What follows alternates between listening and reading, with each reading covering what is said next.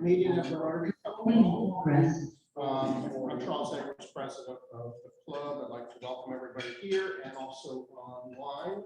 In fact, I think we have at least one person from Hawaii on the line. So we are worldwide.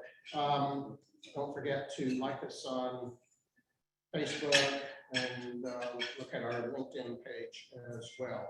And with that, I will pass the proverbial mic over to Richard Watkins for our invocation followed by the pledge. Richard. Thank you so much, President Edwards.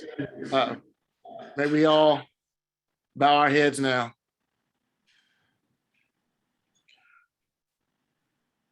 God, give the nations peace. Grant us from war release. God, give us peace.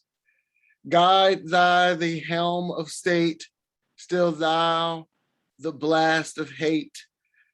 Bid waves of strife abate. God, give us peace.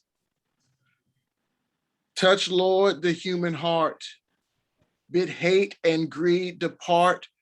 From fear release. Let men in every land stretch forth the helping hand. Brother to brother stand. Blessed by thy peace. Send truth and righteousness, healing the world's distress.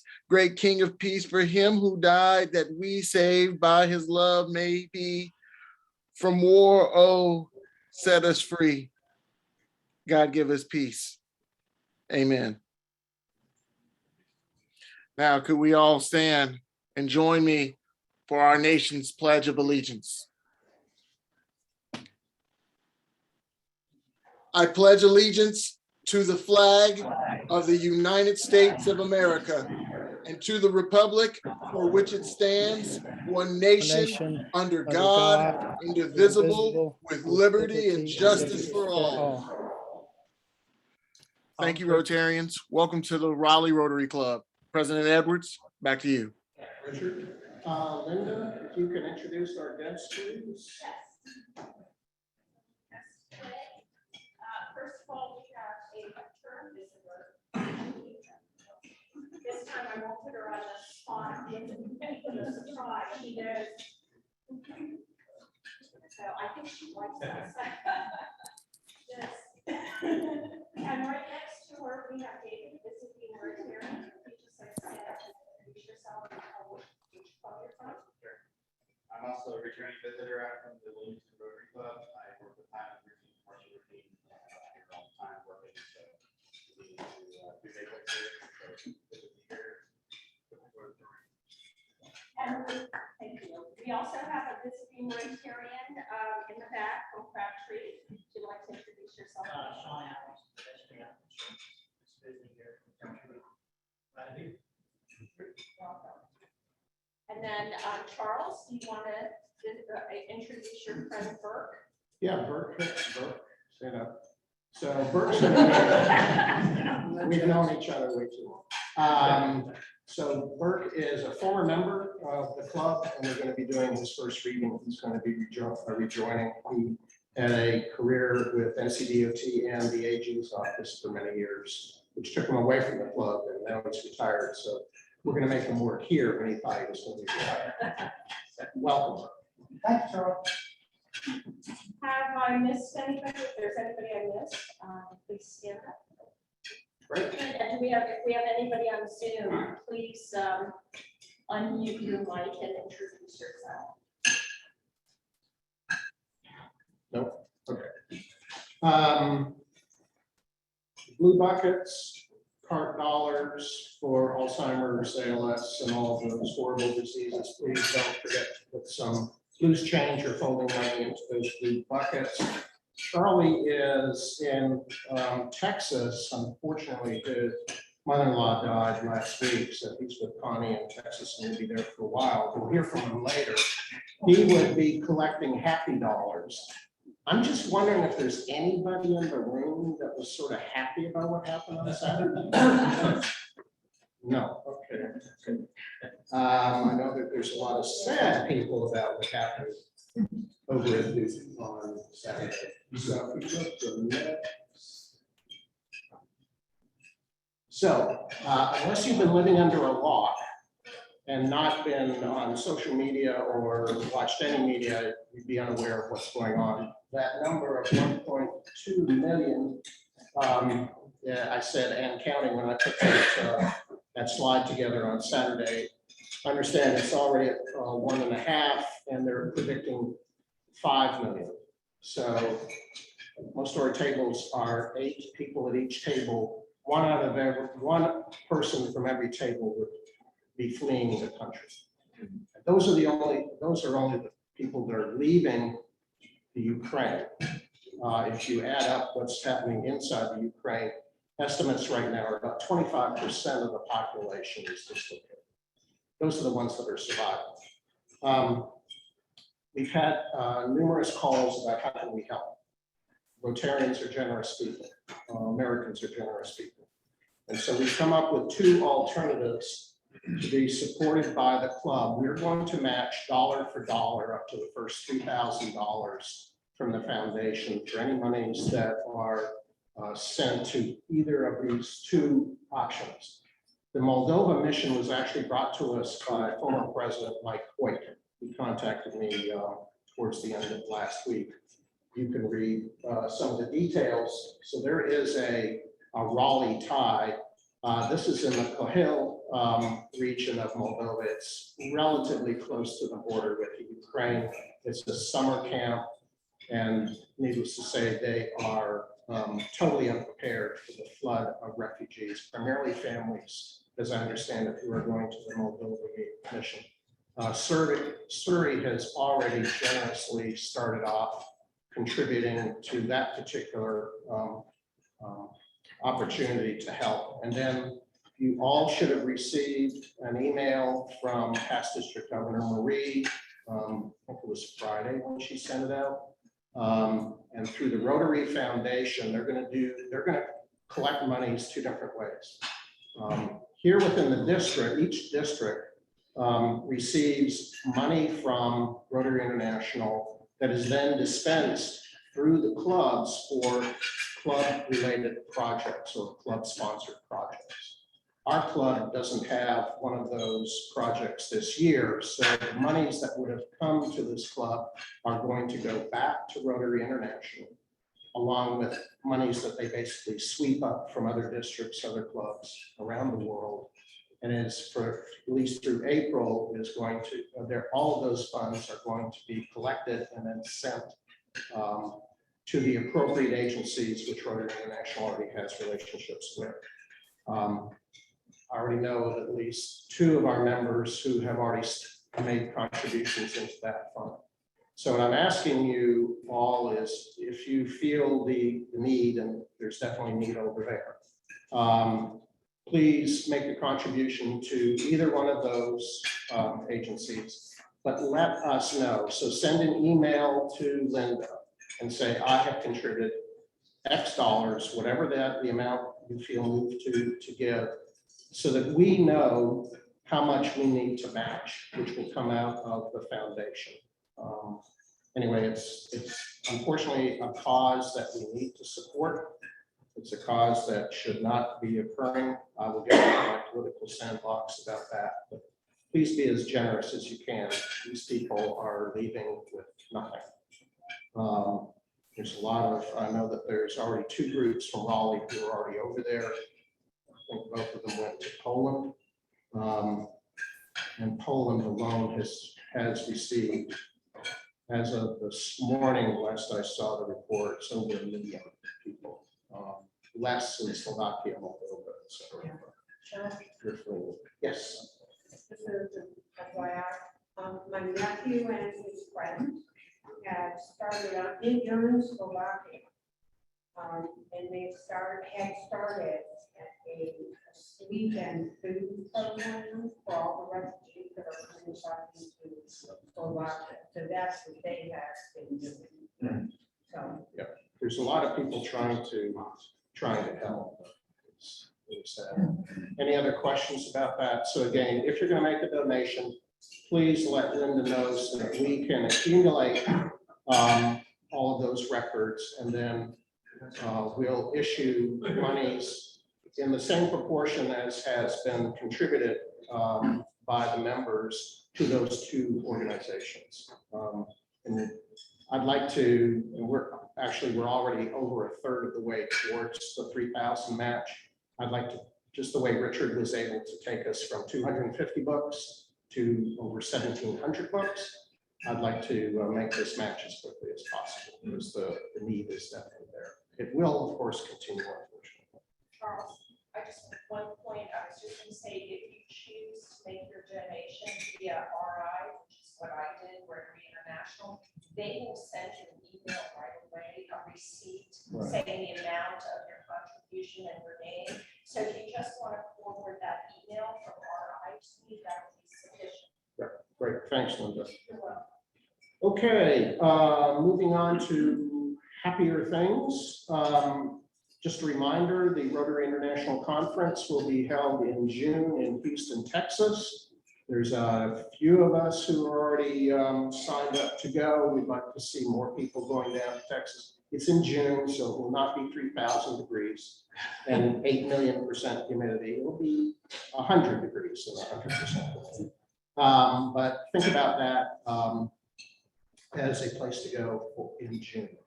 Upcoming meetings next week, Lee Pace, who's the author of Good Walks, will be here to talk about his book about Pinehurst.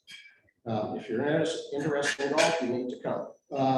And then the following week, on the 21st, Jackie Craig will be here to talk about Green Chair, which has been around now for at least a decade, if I'm not mistaken. And we've actually had presentations from Green Chair, but it's been quite a few years, and I believe that they've expanded.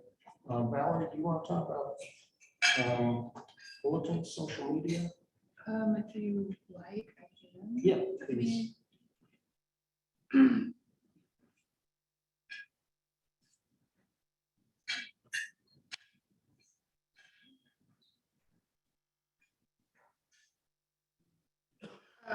So, and I can't find the link, I didn't have it pulled up. Can we do it another time when I actually have things pulled up and ready to go? Sure. Okay. All right. Just other Columbia District news. On the 26th of this month, there'll be a visit to Lake Waccamaw Boys and Girls Club. In addition to that, there's been a request by the district to go to Dick's Sporting Goods to buy a gift certificate or a card, whatever. Their sports equipment at the club is basically threadbare or non-existent or can't be used. So they're looking for assistance from Rotarians for helping in that regard. The actual meeting will occur from about 10:30 in the morning. There'll be a lunch, a barbecue lunch, should be over about 1 o'clock. So with driving, it's pretty much a full day. Unfortunately, I've got to be out of state on that day. So I'm looking for someone who'd be interested in organizing a trip down there on behalf of this club. We've been historically a great supporter of the club. They do a lot of great work, and we need to continue that support. On the April 8th through the 10th is the Raleigh conference. We've got people lined up, the juniors from high school, so that's good. On the 23rd of April, just a reminder, the day of service. Kevin is not here today. I believe he's in Washington, D.C. We have a stream cleaning event, which has already been registered by the district, and he's working on a couple of other possible events if you do not want to get in a stream and pull out trash. And he'll be back with us next week, so we'll hear more about that. And then just another plug for the district conference, middle of May in Winston-Salem. These are great events. Please, if you're have a weekend, don't know what to do, Winston-Salem is a fun place to go to, but also have fellowship with Rotarians from throughout the district is also the proverbial cherry on the cake.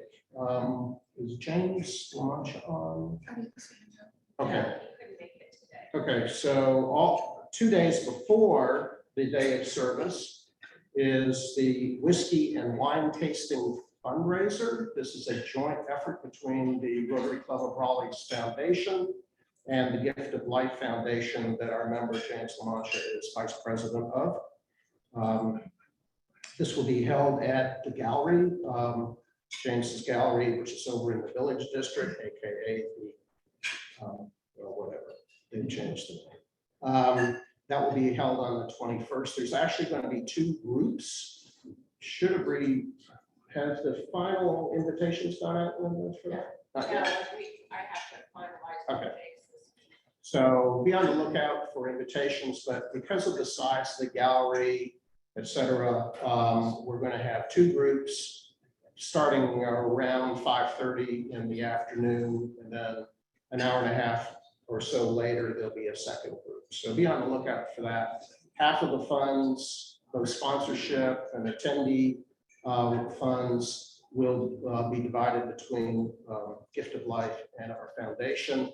There'll be a piece of art that James is contributing. And if you have any ideas or want to contribute something for a silent auction, please contact Elsa or Linda or Christy. They're trying to put that together. Richard, favorite? So, do you want to give us an update on the books? Yes, sir. Can you hear me? Yep. Well, good afternoon, everyone. I apologize I couldn't make it in person today. So we officially wrapped up our book drive, and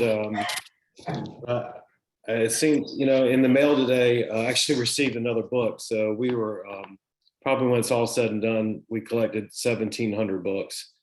In addition to the club's donation, will probably equate over 2,000. If you can imagine, the executive director of Wake Up and Read is over the moon, and she has used our club and challenged other businesses and clubs in the community. So I wanted to thank everyone for their support. Like I said, I can't tell you how many parking lots I met folks and places of business and homes, and all the books we got in the mail. I received in the mail. So we did something really good, and hopefully continue that partnership, and continue to exemplify service above self. So thank you again for your help and your contribution to this. Great, thank you, Richard. And that really was unbelievable. When he first came to me and said, "Oh, let's go for 500," I'm like, "Oh, that's a stretch goal." Well, he stretched that past the breaking point, which is great. So Harrison, we have a lot of membership activity going on, and you're the guy. Hello, everybody. Thanks for being here today on this beautiful day. And thanks for everybody that's here on Zoom as well. Hello. We do have a lot to go over today in membership, which makes me very happy. A couple things I'm going to go ahead and get out of the way. Excuse me. First of all, as you can see right underneath the first and second readings, we have a new member orientation that's going to be held on April 4th from 11 to 12. So it will be right before this meeting. And it's going to be opened up for anyone who has been a new member the past few years, or specifically anyone that was a new member in 2021, or if there's someone that's a newer member that has never been part of an orientation before that wants to learn more about Rotary, get more plugged into the group, it will be open. So we'll have more information about that. But Eric and myself, Eric Stevens, will be leading that orientation. Once again, it's going to be April 4th from 11 to 12. So new members, go ahead and mark your calendars. So for that, the next one, well, actually, I'll just go with the Steve. I have to jump around slides. So if I can go ahead and get, let's see, Burke and Cliff Isaac up here as well. Thank you, guys. So we have a couple first readings today. We have a second reading today, and we have an induction. So I'll try to make these as quick as possible, so we can make sure we move to the speaker. We have a first reading today for Burke Haywood, sponsored by Charles Edward. I would say sponsored, but the way you told him to stand up, I don't know if it's more forced or sponsored, but we'll just say sponsored. Press gang is still legal. So Burke is a former member of our club, and actually his grandfather was one of the original members of the Rotary Club of Raleigh. It seems like Burke worked at the NC Attorney General's office, specialized in transportation law. We're truly happy to have you kind of be re-engaged back into our club and look forward to serving beside you. So thank you for being here. If there's any questions, or if you haven't had an opportunity to meet Burke, I'm assuming a lot of people already here know him. Please see him after the meeting and introduce yourself. We also have a second reading today for Cliff Isaac. Cliff is sponsored by Richard. Cliff currently works with Rivers Ravenel as Director of Construction Administration and lives in Fuquay Marina with his wife and 11-year-old son. Cliff, what excites you about joining the Rotary Club of Raleigh? Just watching Richard, what he just did. Yeah. I love to get back. I've been on many local and statewide boards. Of course, Charles, and Department of Insurance. I like the ability to give that service back to the community. That's the part of it. Feels. Well, thank you for being here. We look forward to that. And everyone, thank you so much for coming over. We also have a first reading today for Philip Barton. He was not able to be here, but Philip's been to the last 2 or 3 meetings. Philip is a financial advisor with Northwestern Mutual here at Raleigh, and is currently a member of the Rotary Club of Rocky Mount. He has been a Rotarian since 2010 and is a Paul Harris Fellow.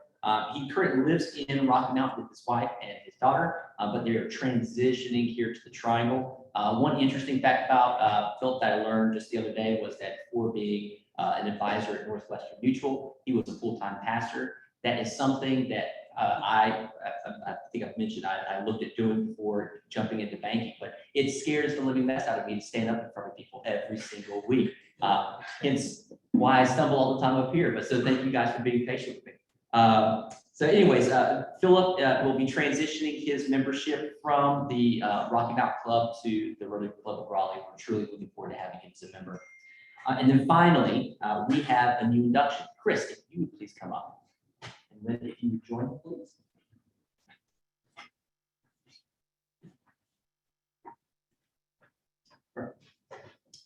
So we have Chris Gentry here at Key Force. Chris' membership's application has been reviewed and approved in accordance with our club's constitution and bylaws. We will now proceed with admitting him into the Rotary Club of Raleigh. I have a couple questions for you. So will you join us as we strive to live a life of service above self? Yes. Will you join us in our activities for service projects and fundraising? Yes. Will you join us in supporting Rotary's efforts worldwide, which focus on these 7 areas? Promoting peace, disease prevention, providing clean water and sanitation, maternal and child health, basic education literacy, economic and community development, and protecting the environment. Yes. And fellow Rotarians, I have a call to you as well. Will you join me in fostering and supporting Chris as he joins us in our pursuit of adding value to community through service above self? Perfect, wonderful. Well, Linda, if you will now provide him with pin. I think that. You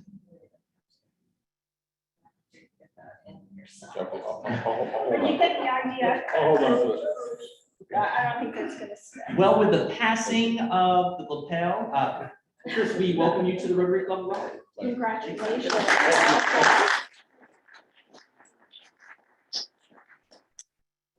All right, and final thing, we have our next service social, and our next service social is actually going to be at Bittersweet, which is right off of East Martin Street, I believe. So it's probably 1 block down the street.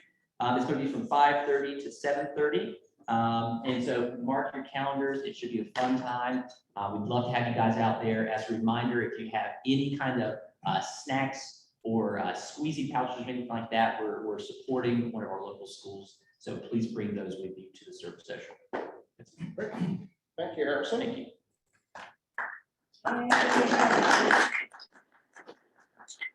Welcome, Chris and Burke and Phil. We looking forward to inducting you guys soon as well.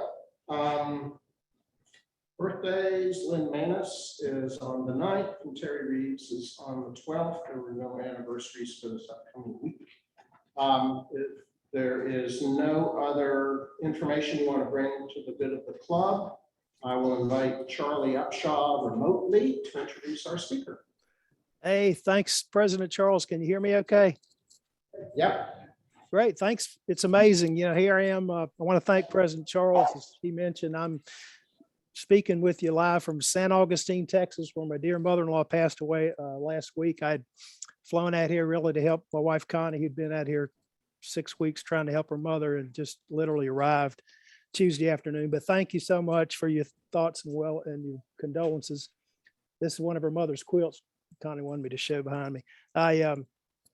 San Augustine is in deep East Texas. It's 10 miles from Louisiana state line, founded in 1516. And one of its claims to fame is this is where Davy Crockett wrote his last letter home to his family in 1836 as he was heading to the Alamo, saying what a beautiful place Texas was. So now you know the rest of the story.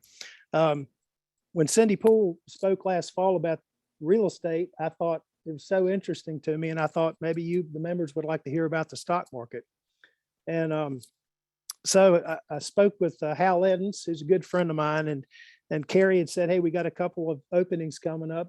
And so Carrie graciously let me take those openings. So I'm so pleased that Hal, thanks so much for coming today. Hal's a good friend of mine. He's a vice president with Capital Investment Council, been managing money and heads up our registered investment advisory firm at Capital, where he's been for many years, working under some of the, you may know, Bobby Edgerton, who was a co-founder of our company, Capital Investments. And I've known Hal a long, long time. He's a good family man. His dad's an airborne sergeant who's tough as nails, and he's got a really bright son who graduated from Harvard, who's also in the bond investment business with one of the banks down in Charlotte. So I'm really pleased Hal could take the time. What a great time to be talking about the stock market. Please give a Rotary Club of Raleigh welcome to Hal Eddins. Thank you, Hal.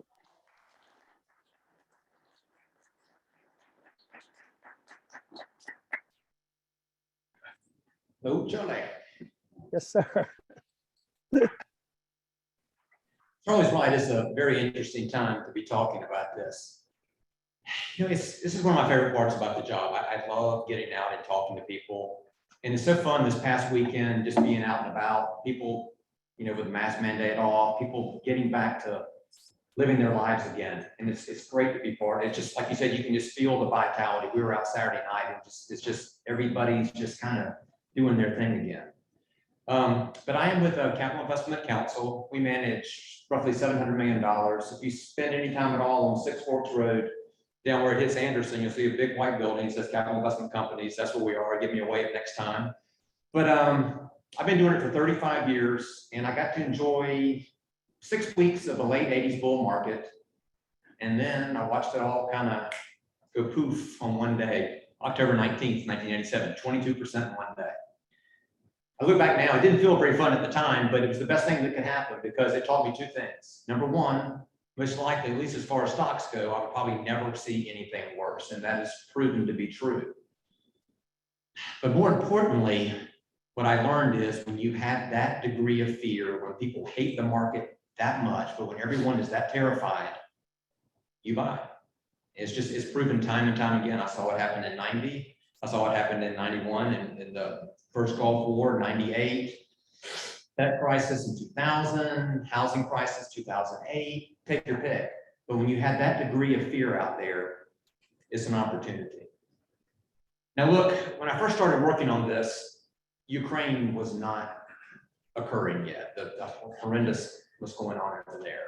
But in general, I feel like we as a public are just, I don't know, it's hard to get away from the news sometimes. It really is. It's almost like it's being weaponized against us. There's the news is out there, and then you just can't get away from it. Use Twitter, use Instagram, it's everywhere. And it's hard, like I said, I'm a professional, it's what I do for a living, but it's hard for me even to get away from it. But I bring this up not to go against the news, but to try to get perspective on what it is. Because what I'm talking about is investing today. And you don't want to let the news dictate what you're doing or not doing when it comes to investing.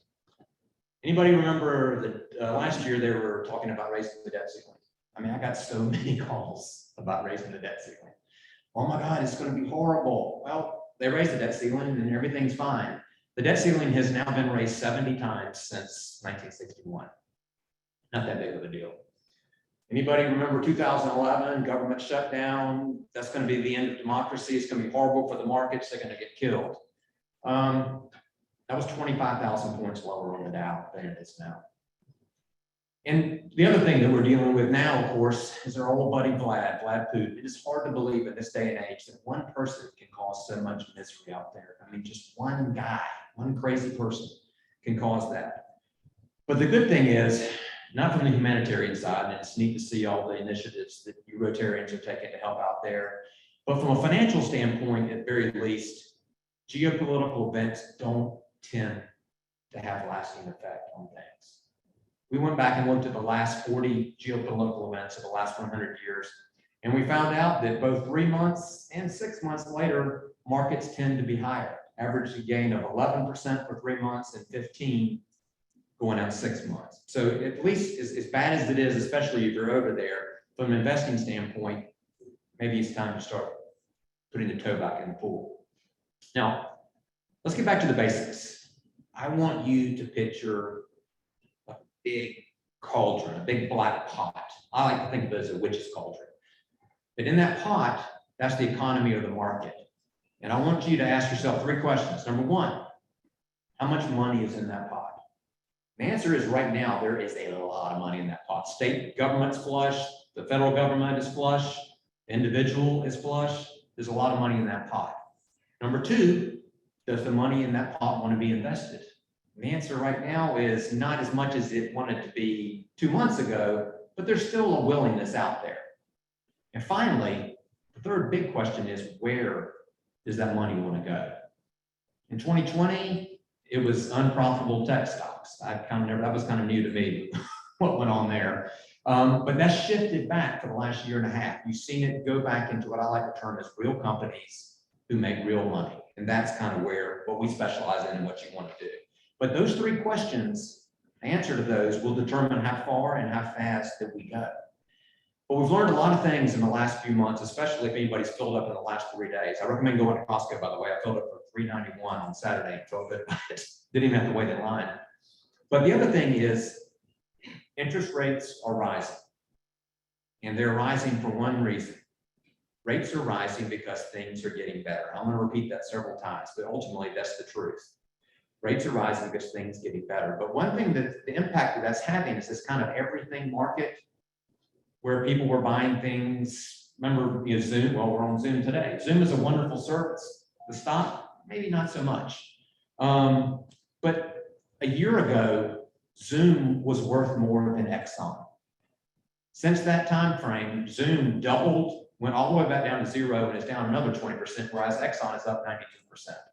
But that was the kind of crazy world that we were living in. You had a lot of retail investors, and the average account size is around $20,000. They were treating with what they thought were free commissions, so there's a lot of velocity to it. And they were buying a lot of these crazy names, GameStop, remember that one? And it's still out there, AMC Cinemas and whatnot, but these companies don't make money, and that's what's happening. The shift has kind of come back again. It matters what you buy. You don't believe me? Let's look at let's call it the last couple of months. The financial sector, even after the sell-off we've had here in the last week or so with Russia, financial sector is still up around 2%. Oil, which to be honest with you is my favorite sector, is up 55%.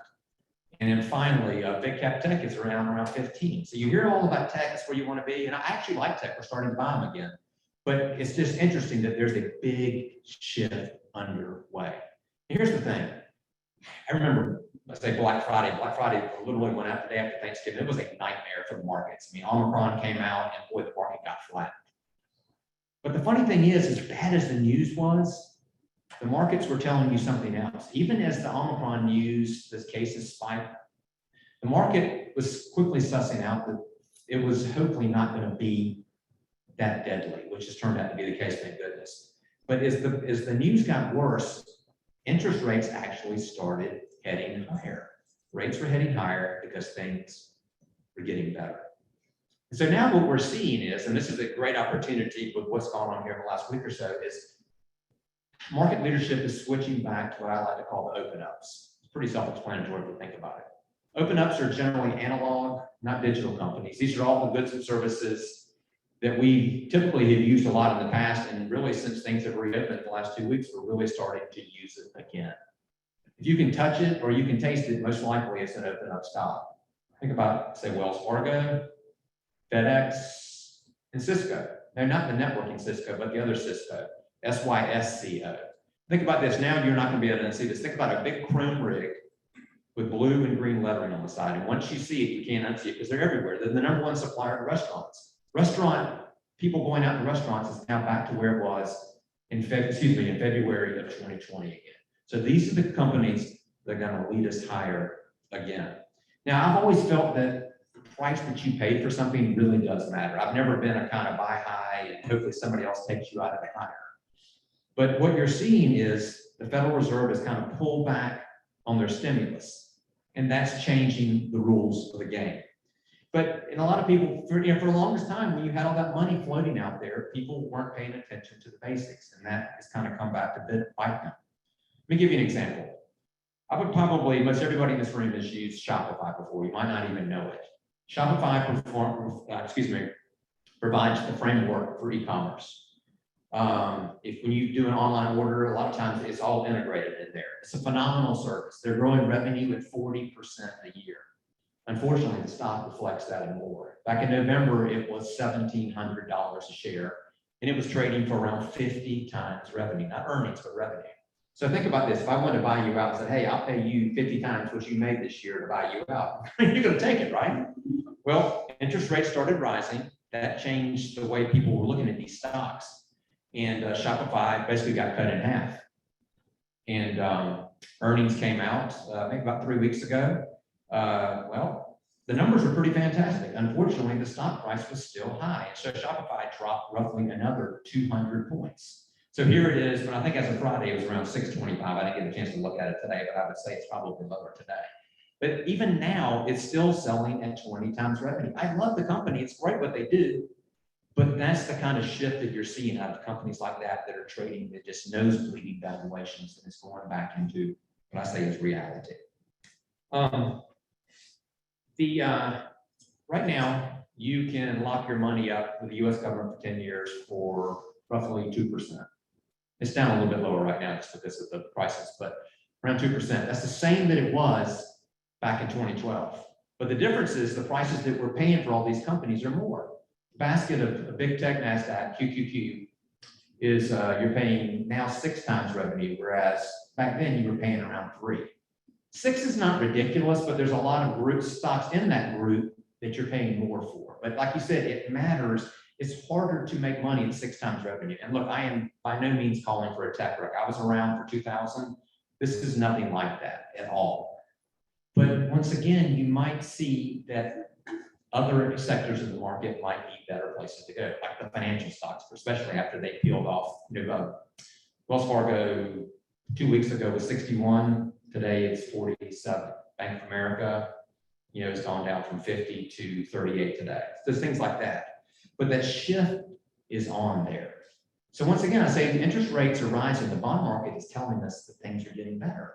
So what's ultimately going to provide the fuel to actually make the market go up? And the answer is most likely it's going to be the individual investor. And the reason why is right now, there are only 23% of individual investors who are actually positive on the market. That's lower than it was in COVID. Think about that. I mean, all the progress that we've seen from COVID, we're finally reopening, and people are more negative now than they were then. And let's walk through the mechanics of why that matters. They've already sold in most cases. They're scared. I don't blame them, but they sold. And so now when stocks start to rise back up again, they're not up there to sell into the rally. And not only that, if it keeps on rising and they want to participate, they actually have to turn around and buy, which again will turn and drive prices higher again. So when you see these kind of extremes, we're starting to get close to what's probably going to be a bottom in here. And the kind of the action that we're seeing today in the markets is actually a good thing. It's funny, when futures were down really bad this morning when I got up, and then we closed basically unchanged, which is not what you want. You want to see kind of a flush, for lack of a better word, to kind of flush everybody out. And the action we're seeing today is kind of doing that. So it's short-term pain for hopefully long-term gain. One One of the things that we're seeing is and listen, you gotta remember, I wrote this a couple weeks ago. This is not as true today as it was then because unfortunately it's happened. But I think there could be more room to run for a lot of the oil companies. Last time oil was this expensive was 2014. Exxon today is 85. Last time that oil was this expensive, Exxon was 100. If you do any kind of oil drilling, Schlumberger is going to be servicing your rigs. It's a Dutch company. It's around 42 today. Last time oil was this expensive, Schlumberger was around $90 a share. I'm not saying Schlumberger is doubling, but there could be more upside in the oil stock. So we'll see what happens there in the next couple of weeks. Now, rates are rising, and the good thing is I've got a roadmap to that. That roadmap runs right through 1994. I was around for that one, and it was not pleasant. The market started the year, interest rates back then, you didn't lock your money up with the government for 10 years, 2%, they actually paid you 5.5%.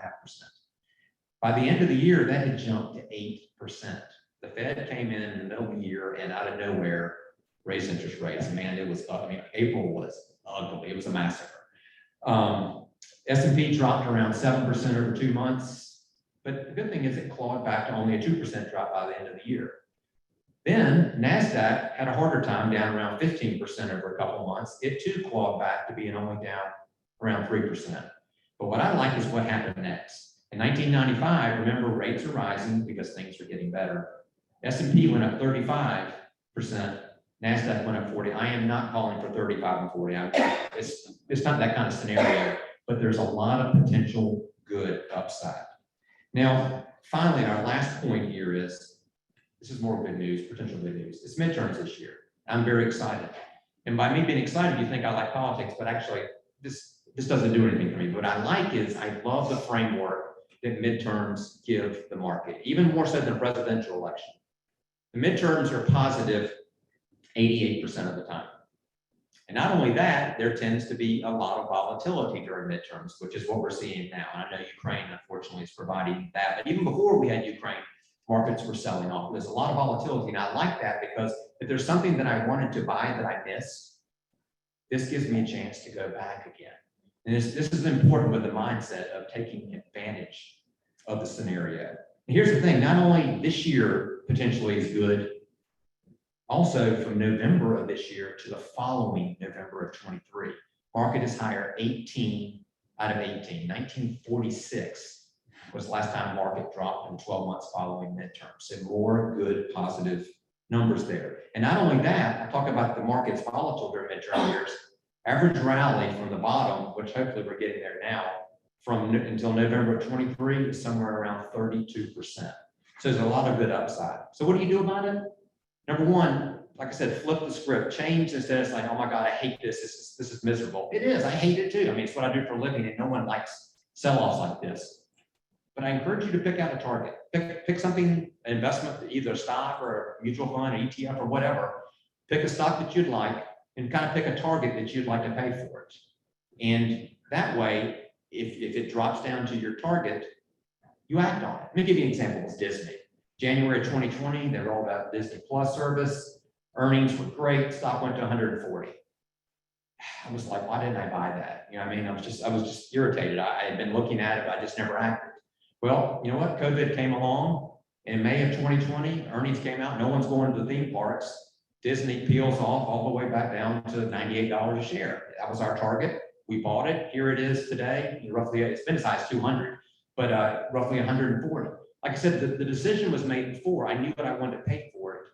So when it hit the price, I was able to just act. So like I said, it's unpleasant for everybody right now, but if you frame it to how good things could potentially be over the next 18 months, use it as an opportunity because I think things are going to be better than a lot of people think. Thanks very much. And I'll take any questions. Do I have time for questions? Yeah. Okay. Questions for Al? Do you have a take on crypto as an investment? Thank you very much. This is just me, okay?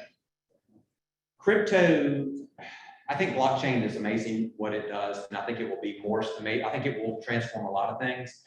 But crypto to me is if you look at it as a risk asset, just like you would buy like the NASDAQ or anything else. Anybody watch Super Bowl? First, I can't think of his name now. Odell Beckham Jr. caught the first catch of the Super Bowl this year, first touchdown. When he signed for the Rams back in November, late in the year, $750,000 contract. And he said, I want to be paid in Bitcoin. And they said, okay. Well, the Bitcoin that he was paid in, they gave him $750,000 in Bitcoin. That Bitcoin dropped to being only worth, I think, $380,000. Well, here's the problem. You're taxed on the original amount. So of course he's in California too. So California, state and federal is 50%. So you're 750. I think after all, he netted like $38,000 instead of what he was. But no, I think if you look at it as a risk asset like that, as a volatile part of your portfolio, I think if you go into it with your eyes open, it's okay. But I don't necessarily think that it's going to like change everything the way we do everything else. It's my take on it. Hearing to you, you do all personal analysis and stuff. Mhm. Nowadays, there are both systems like interactive system out there that a lot of people is using to make decisions. What is the trend that you see in that? Because there are a lot of young people using both systems. I love bots, and I'll tell you why. Okay,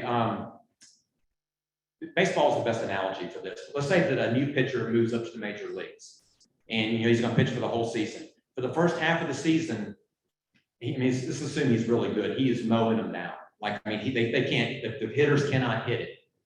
But the second half of the season, they start figuring out this. They're watching video analysis, and they start to watch the tendencies, and then you can work off of those tendencies. What I'm seeing with the bots is, especially these last 2 weeks, there's some things happening because of the Russian crisis that are not necessarily long-term economic reasons, but the bots are acting like machines instead of people.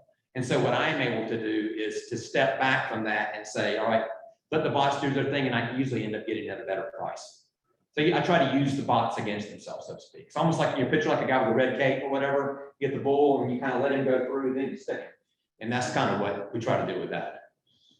But it's definitely a part of the market. And once you kind of figure the way they're doing things, you can at least try to use it against themselves. So the good thing to say is that we can hire today financial advisors that they really know how to operate the bots and interpret and do the final analysis. Because I really don't trust, younger financial advisors that support every single bot. Yeah. Yeah, I agree. I can't imagine making it all a machine-based system. That would be really, because there's always a permutation to it. Thank you. I have a question. Okay. So you talked about midterms. So Yeah. upterms after the midterm, does it favor one party or another? Nice try to catch me in a controversial answer, but I'm not going for it. The answer is no, it actually doesn't. And it's true of presidential elections too.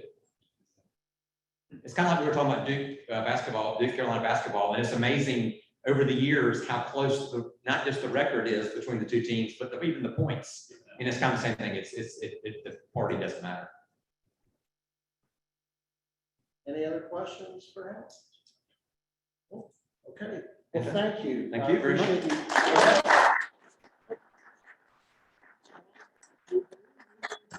you. Whatever you want to put in it. Money.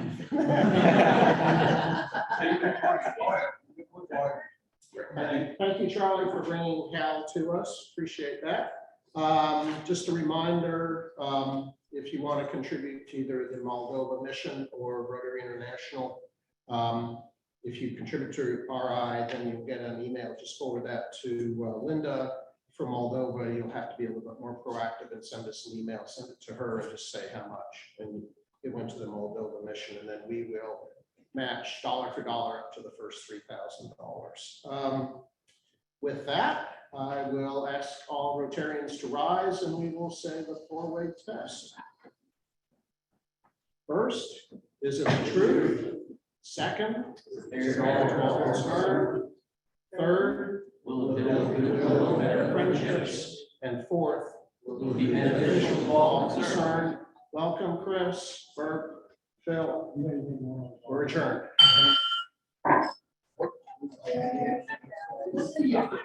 Oh,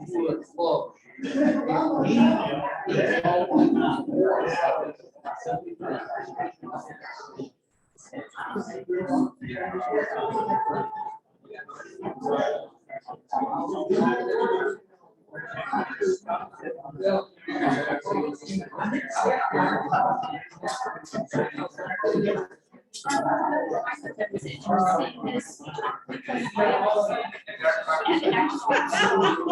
it's like right around here, yeah, that's the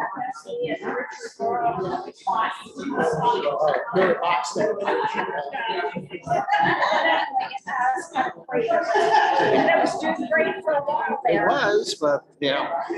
That's the thing, but then I already have, quite a bit of Exxon. Exxon And that- anyway. And when I bought Zoom, Exxon wasn't doing well, so you never know.